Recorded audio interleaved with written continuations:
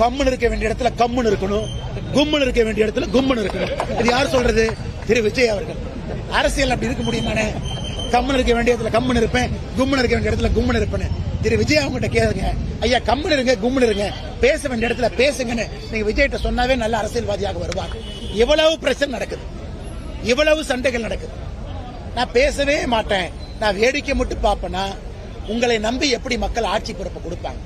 தப்பா தப்புன்னு சொல்லுங்க, சரியா சரின்னு சொல்லுங்க. ரோட்டுக்கு இந்த பக்கம் இருங்க அல்லது ரோட்டுக்கு இந்த பக்கம் இருங்க, நடுவுல நின்னா எப்படிங்க ஐயா? வண்டி நடுவுல தானே வரும். அதனால திரு விஜய் அவர்கள் நியாயப்படி மக்களுடைய உணர்வு இன்னைக்கு எந்த பக்கம் இருக்கு? திருப்பரங்குன்றத்திலே தீபம் ஏற்றப்பட வேண்டும் என்று இருக்கும் பொழுது அவங்களுடைய ஆதரவு எந்த பக்கம் இருக்கணும்? நான் பேசவே மாட்டேன்னா அது எந்த விதமான அரசியல்?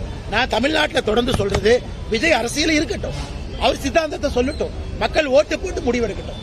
அப்படி இருக்கும் பொழுது எனக்கு ஒரு விஷயம் நான் பேசுவேன், ஒரு விஷயம் நான் பேச மாட்டேன்னா இதே விஜய் அவர்கள் புதுச்சேரிக்கு வந்தார்.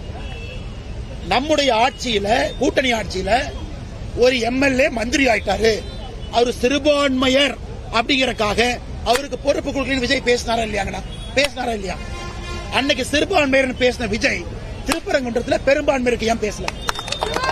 இதே புதுச்சேரிக்கு வந்து சிறுபான்மையர் எம்எல்ஏவா இருக்காரு, அவருக்கு பொறுப்பு கொடுக்காததற்கான காரணம் அவர் சிறுபான்மையர் பேசிய விஜய் அங்க பெரும்பான்மையர் மக்கள் துன்பத்தில் இருக்கும் போது ஏன் பேசல? பாண்டிச்சேரி மக்களும் விஜயை பார்த்துட்டு இருக்காங்க, பாண்டிச்சேரி மக்களுக்கு உண்மை தெரியும். அதனால் தேர்தல் களத்தில் மோதுவோம், நியாயமான விஷயத்திற்கு ஒன்றாக இருப்போம் என்பதுதான் நான் திரு விஜய் அவர்களுக்கு சொல்லக்கூடிய ஒரு தாழ்மையான கருத்து.